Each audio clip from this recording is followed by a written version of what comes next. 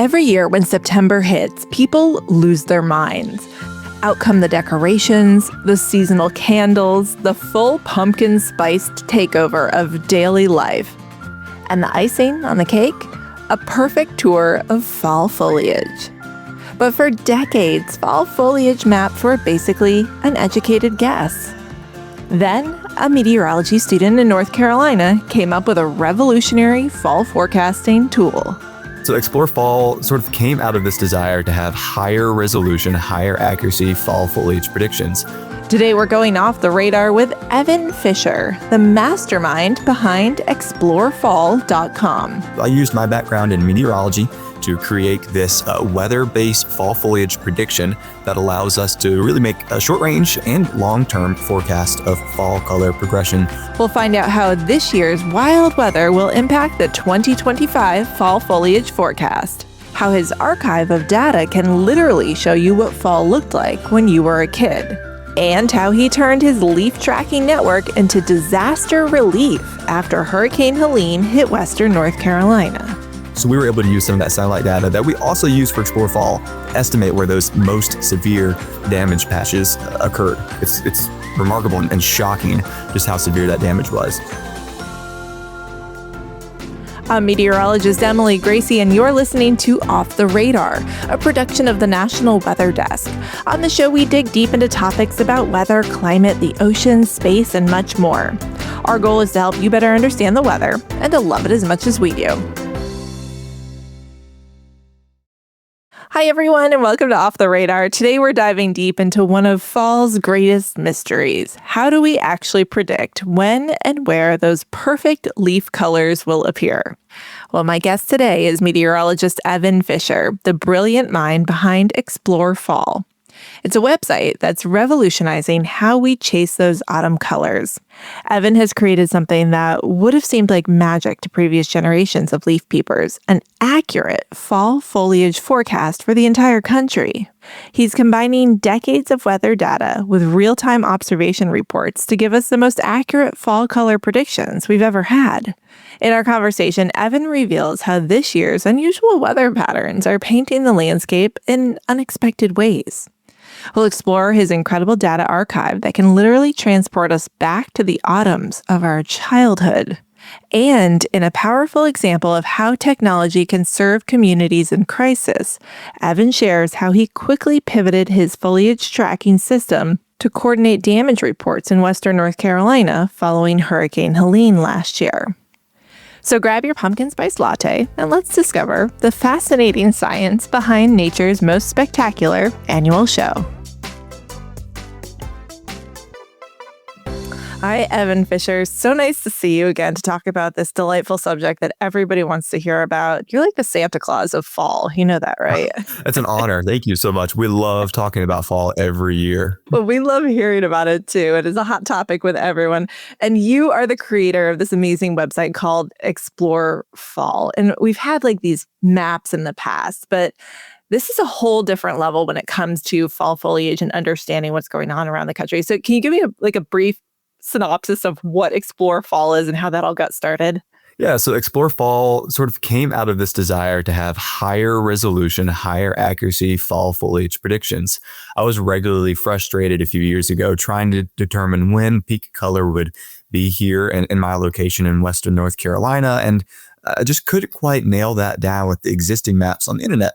So I used my background in meteorology to create this weather-based fall foliage prediction that allows us to really make a short-range and long-term forecast of fall color progression all throughout the United States while accounting for complex variables like terrain, dry soils, drought, all of these different variables that factor into fall's splendid colors. And I know you don't want to give all your secrets away, but can you take us into like a little bit of the technology and what you're using and how this all works? So we start with the weather data. That is, before every season, we need to make these long-term predictions, and that has to be based off of climatological normals because we don't know exactly what the weather is going to be like 90 days in advance.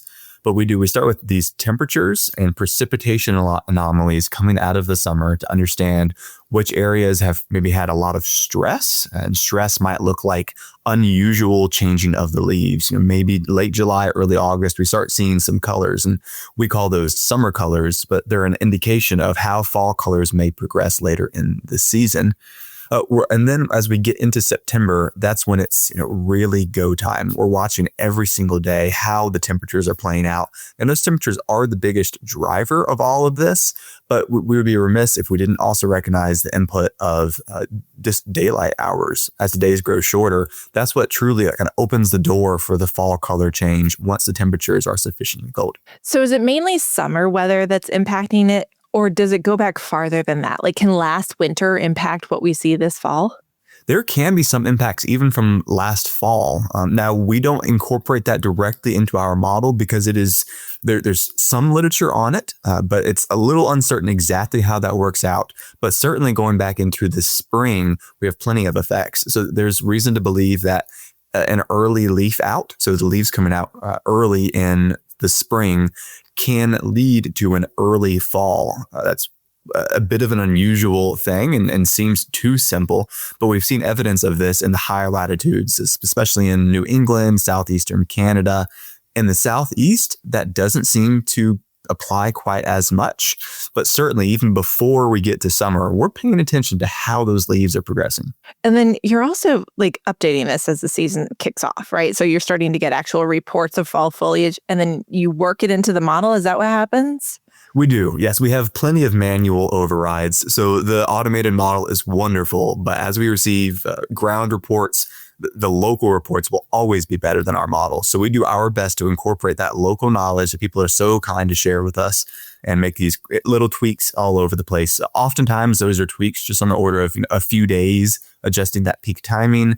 But every once in a while, we have a real issue where the weather-based model is good, but it's not perfect. We're still learning.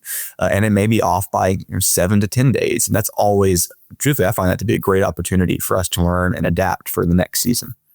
Yeah, you've been doing this for a few years now, right? So what has changed here in the past few years? What have you learned? What have you updated?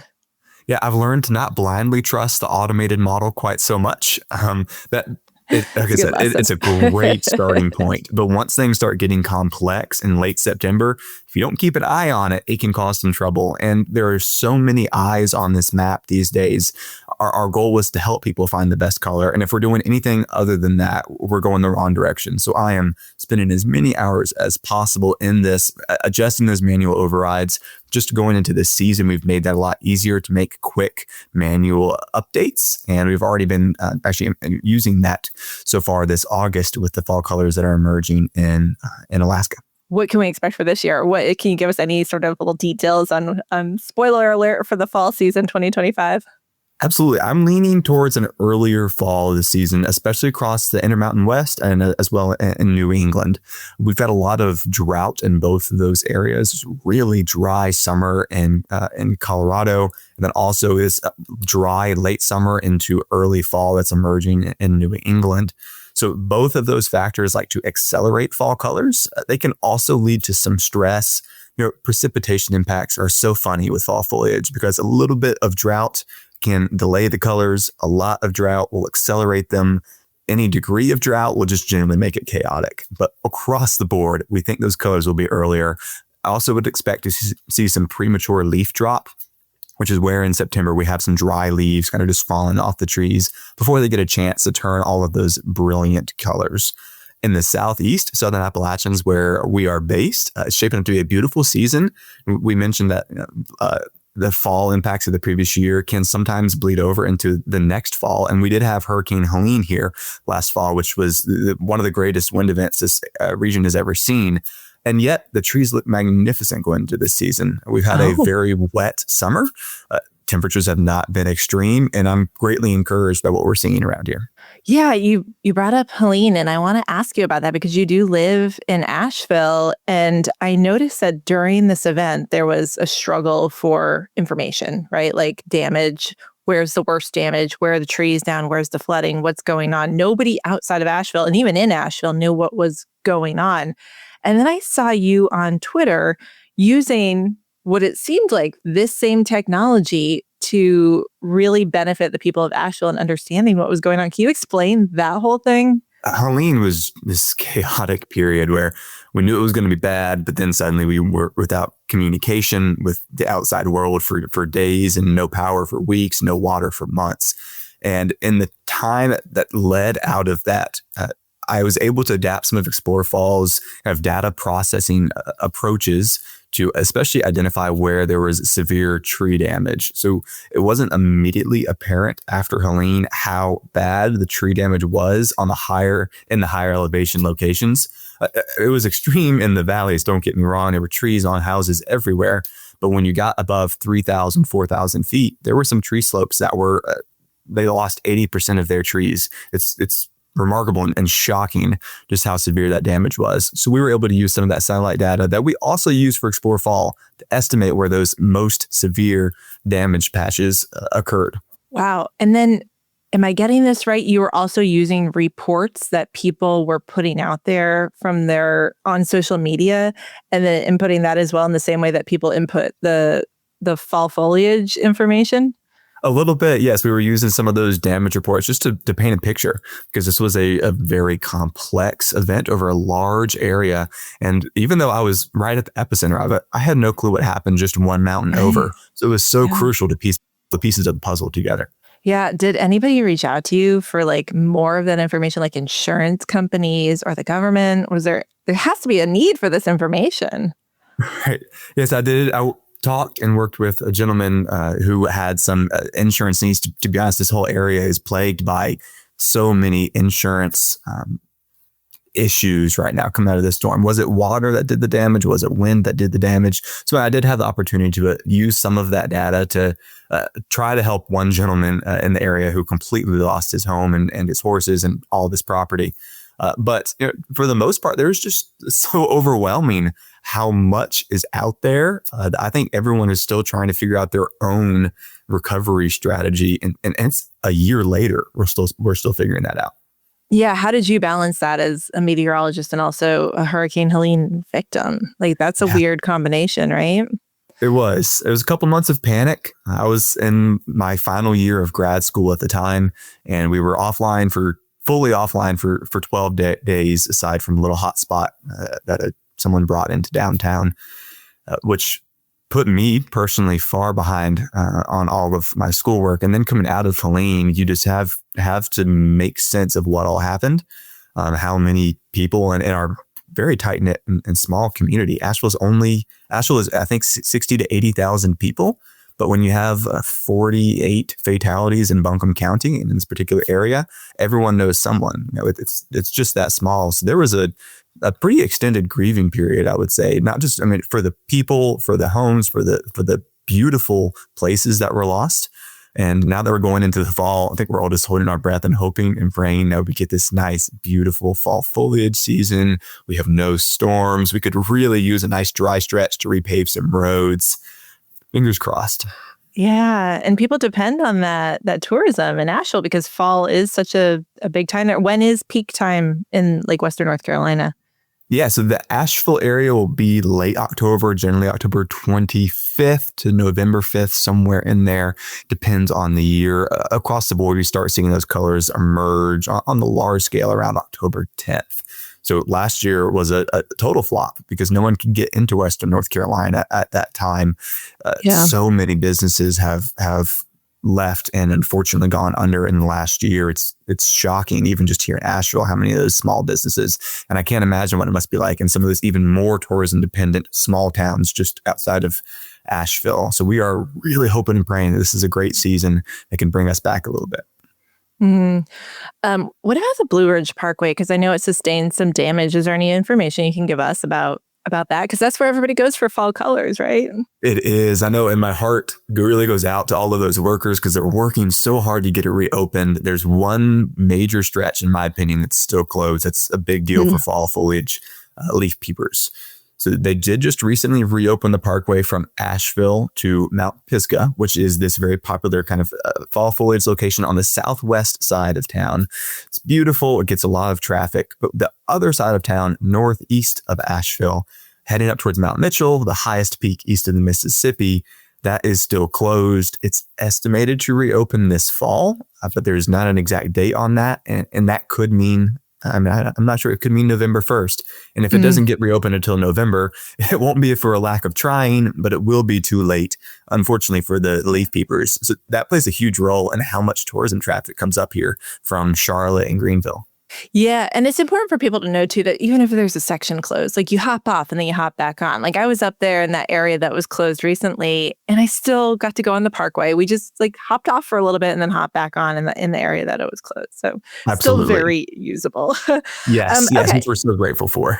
So another part of your website that I think is really, really fascinating is this archive.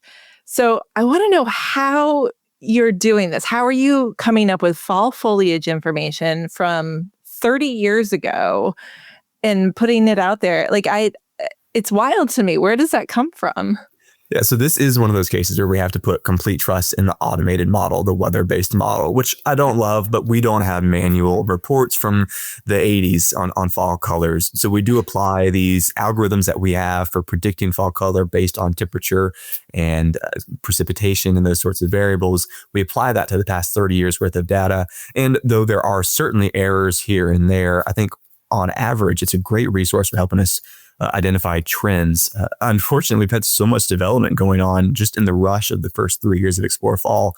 I think there are still a lot more trends that can be fleshed out of that data set. We just haven't had the time to get to yet. Trends relating to climate change. We do know that these fall colors are getting later, but precisely what is that looking like? How is that manifested, and to what degree have they gotten later over the last 30 years? I'm not exactly sure. So much to find out. There's something so nostalgic about it too, because I got like a little emotional because I had this picture of me. I grew up in New England. I had this picture of me and my siblings carving pumpkins, and there's like a date on the picture. It's like October 20th, 1992 or something like that. And then I went to your website and I popped in that date, and I was like, oh, the colors were peak on that day that I was carving pumpkins in this picture with my siblings. The colors were peak in my hometown in Connecticut. And the fact that I could look that up was like, I don't know, it like made me feel really, really good. You know? That is so sweet. I'm so happy to hear that. There is value there. We're always so unsure with those older years because we don't have as many reports. But something like the 90s, that wasn't that long ago. Thankfully, we have photos right there from people that people send in from their childhood. And we don't get too many reports like that. But thank you, Emily. That's wonderful validation that you get to share. Yeah. And it's cool also that I can look at my hometown in the years that I grew up and click through the years, and like on Halloween, some years it was past peak and some years it was peak. And so I'm trying to like remember, oh, what did I dress up as that Halloween? Or I'm sure there's pictures of us walking around the neighborhood and I wonder what the leaves looked like. So it's really, it like, spurs these thoughts of childhood that are really fun. And then I started thinking like, why do we love fall colors so much? Maybe you have some insight into this, especially women, because like we go nuts every September, right? Like we grab the sweaters and the hats and start decorating our porches and pumpkin spice lattes. So what is it about fall colors that get us so riled up? It's such a great question. I wish I could put my finger on it, but I think it's just a simpler time of the year. It's before the craziness of the holidays. The kids are back in school. I don't know about everyone else, but I by July, August, I am just so sick of summer and sweating and being outside. And I want to be outside and be comfortable. And that reprieve is so refreshing. I think it just bleeds into all of the different aspects of our lifestyle. I've been burning a fall candle for like 4 weeks just to pretend like it's already fall. I'm wearing flannel today. Yeah, so it's like the anticipation of the fun holidays to come, maybe. Exactly. I was curious too, has anybody approached you for use of this technology in ways that surprised you? Like, I think last time we talked about, like, what if somebody's trying to make a movie and they want it set in like this area in this fall season, but they want to be accurate on what it looked like? Has anybody approached you with that sort of information request? I would be so impressed by a filmmaker if they were to pay attention to that level of detail. And I I hope guess that that's true. happens one day. I haven't seen that in particular, but we have had other requests relating to hiking is a huge faction of what we do in the fall. And we've had requests relating to, hey, how can we apply these forecasts to specific hikes to understand how those colors are changing as you go up and down an elevation? And while that's still in the realm of general fall colors and weather and outdoor recreation, so it's not too surprising, it is that next step beyond just what we're providing as is, people thinking outside of the box in ways that they can apply those predictions to help more people find the best colors. You mentioned earlier finishing up grad school, and people are listening to the podcast and may not be able to see just how young you are, but this is very impressive for somebody of your age, and you've been doing this for years now. You started this in undergrad, so give me the latest on you. You've graduated from grad school. Do you have another job? Is this still your side hustle? What's going on with you? Yeah, so I graduated in May, and this is still a side hustle for me. Maybe one day it will be full time, but to be honest, I do have a full time position, and I love it so much. I don't want Explore Fall to become too much, So I currently work for Monarch Weather and Climate Intelligence. It's with an excellent group of meteorologists who they were former Weather Channel. Now they work kind of in the private industry. Female leadership. I love it. Yes. Exactly. We've got, if you're familiar with any of these people, Catherine Prosif and Crystal Ager, and our team is so kind and brilliant. We just get to spend every day. I feel like I get to play in the sandbox. I get to create these new data portals to help clients mitigate weather and climate risk. And I could not be happier working with this team and doing what we do. So yes, it's like I've graduated and I get the best of both worlds. I get the fall foliage work after hours this time of year. And then the rest of the year, I'm working my dream job. So I'm blessed and thankful. Yeah, that's awesome. They're lucky to have you too. That's great. Is there something that you think down the road might become year round? Like, it's so seasonal now. You're doing this in the fall, but like you had mentioned before, like maybe some sort of spring forecast or maps that are needed different times of year. Are you still kind of exploring those options? Yeah, absolutely. So we did step into the winter space a little bit last year, working with Pure Michigan, which is the tourism board up in Michigan, to create this winter sports kind of interactive map dashboard that allowed folks who they want to go snowmobiling or cross country skiing to gauge exactly how much snow is currently on the ground, what the forecast is, and then in the long term how that snow cover changes on average over the course of the season.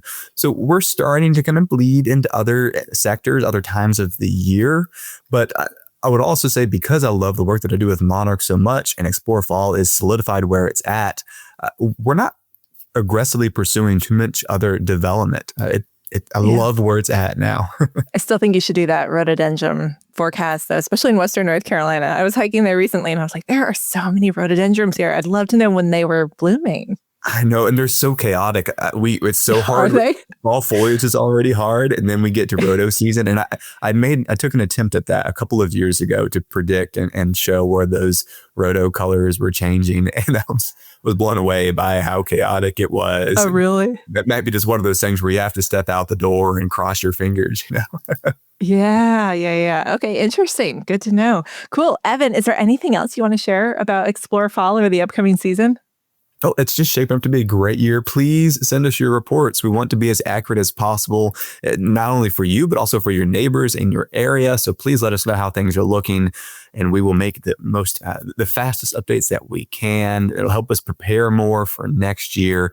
And we just greatly appreciate everyone's support. This is year 3, I suppose. And we're having more fun than we did in year 1. It's hard to believe because year 1 was a blast. So thank you to everyone who tunes in and looks at our fall foliage forecasts. What's the best way to do the reports? Do they tweet you? Do they send in online on the website? Great question. Yep. So you can tweet at me. We were on Instagram and Facebook, Explore Fall there as well. Or you can email me, evan@explorefall.com. We've got plenty of people who do all different methods of submission. It all works. Are you still providing the maps for free for TV stations, on-air meteorologists?